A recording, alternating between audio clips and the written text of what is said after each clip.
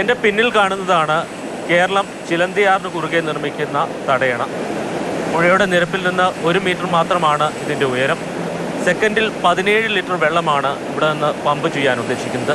ഈ ചെറിയ പദ്ധതിക്കെതിരെയാണ് തമിഴ്നാട്ടിലെ പ്രതിപക്ഷ നേതാവ് അടക്കമുള്ള നേതാക്കൾ രംഗത്ത് വന്നിരിക്കുന്നത്.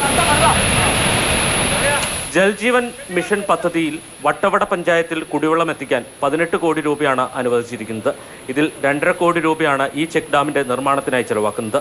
മോട്ടോർ ഉപയോഗിച്ച് പമ്പ് ചെയ്യാൻ സൗകര്യമൊരുക്കുക എന്നതാണ് ചെക്ക് ഡാം നിർമ്മാണത്തിൻ്റെ ലക്ഷ്യം.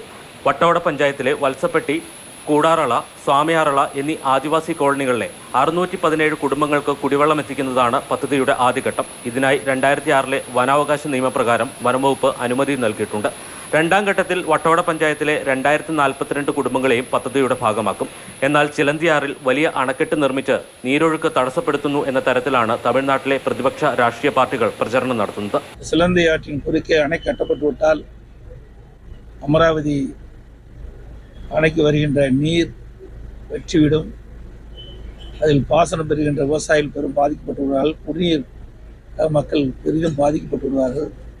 ஆகவே இந்த விடியா திமுக அரசு உடனடியாக கவனம் செலுத்தி இந்த சிலந்தி ஆற்றின் குறுக்கே அணை தடுப்பணை கட்டுவதை தடுத்து நிறுத்த வேண்டும் என்று நான் ஏற்கனவே அறிக்கை விட்டிருக்கின்றேன். ചെക്ക് ഡാമിനൊപ്പം 3 MLD ശേഷിയുള്ള ട്രീറ്റ്മെന്റ് പ്ലാന്റ് കൂടി സ്ഥാപിക്കുന്നുണ്ട്. ഇത് ബഹുരാഷ്ട്ര കമ്പനിയുടെ കുപ്പിവെള്ള പദ്ധതിയാണെന്ന തരത്തിലാണ് പ്രചരണം. തമിഴ് മാധ്യമങ്ങൾ വിഷയം വലിയ ചർച്ചയാക്കിയതോടെ ദേശീയ ഹരിത ട്രൈബ്യൂണലിന്റെ ചെന്നൈ ബെഞ്ച് ഇതിൽ സ്വമേധയാ കേസെടുത്തു.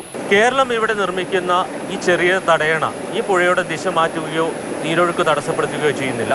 അതുകൊണ്ട് തന്നെ തമിഴ്നാടിൻ്റെ ആശങ്കയ്ക്ക് യാതൊരു അടിസ്ഥാനവുമില്ല. ചിലന്തിയാറിൽ നിന്ന് വിനു കാഞ്ഞിരപ്പള്ളിക്കൊപ്പം ജയനസ് രാജു, മാതൃഭൂമി.